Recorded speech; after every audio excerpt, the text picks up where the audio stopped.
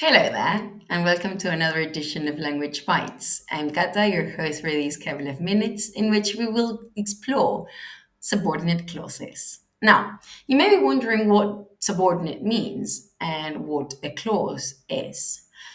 Before we dive into the kind of subordinate clauses, I think we should address this definition.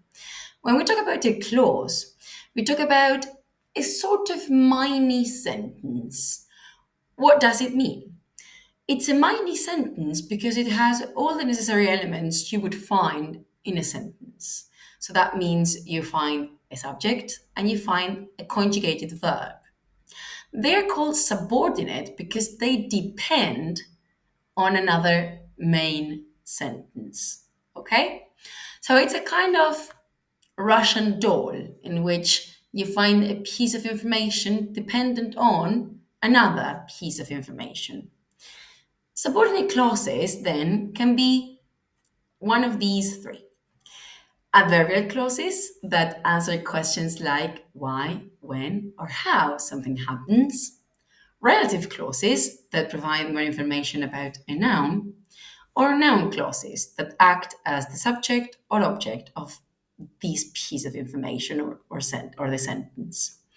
So, the clauses, subordinate clauses, whether they are adverbial, relative, or noun, are going to act within the sentence as an adverb, an adjective, or a noun, respectively. All right?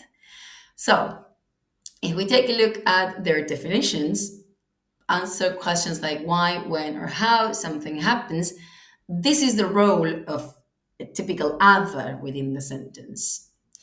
If I say, for example, she walked elegantly. How did she walk? Elegantly.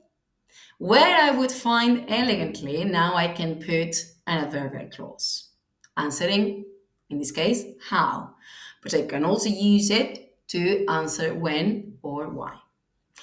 Regarding relative clauses, I'm going to use them as you would use an adjective in the sense that they modify a noun. They're going to depend on a noun. We explored these in another video. We explored the defining and non-defining relative clauses. You can check it out. And then noun clauses, I'm going to find them where I would typically find a noun, that is, as the subject or object or of the sentence. Just to mention some examples. Speaking of examples, let's dive right into those. Why say the project is delayed? The client didn't provide the necessary information when you can say the project is delayed because the client didn't provide the necessary information. See how the information flows. It's much more natural. That is a subordinate clause, particularly speaking, an adverbial one. So, adverbial clauses. We extended the deadline because the client requested more time. This answers why. I'll send you the updated document once the final changes are approved. When will you send the updated document? There you have it. Going back to this idea of they are mini sentences, see how between because and time I find the client, my subject, and requested, my conjugated verb. And the same is going to be found on once the final changes are approved. The final changes will be the passive subject and are approved my verb. Relative clauses. Remember, they add more information about a noun. For example, the report that you sent yesterday contains important updates. Which report? The one that you sent yesterday. It's not any report. I'm adding extra information about that noun, report.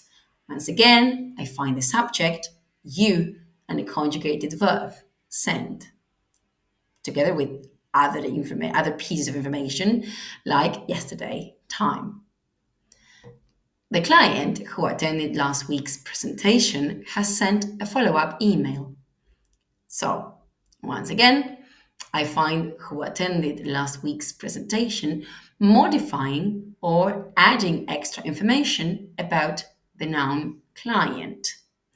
In this case, I find my subject, which is going to be who, and attended the verb.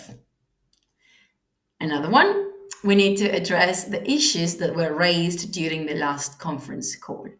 So the issues were raised. That is referring to, it's taking the place of the issues. It's working as a pronoun. Now, noun clauses. As we said, we're going to find them in places within the sentence, of course, where we would typically find a noun. For example, I think that the project will be completed on time. I think something that the project will be completed on time. Once again, the project, I find a subject and I find a verb. Whether we secure the contract depends on the client's final decision. Something depends on the client's final decision. This depends on the client's final decision. Whether we secure the contract, see what we do? And the last one, what the client suggested could significantly reduce production costs. So once again, something this could significantly reduce production costs, but I am making it heavier. I'm providing further information.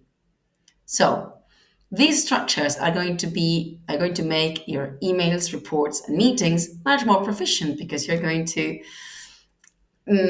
sound much more natural and less robotic, maybe. And so they're going to be especially useful to explain, detail, and express your opinions. You know the drill by now. Make sure to access the description box to check out the two activities we've prepared for you to practice this topic. And why not stay a little longer and check out the rest of our videos? All right, thanks for watching. Bye.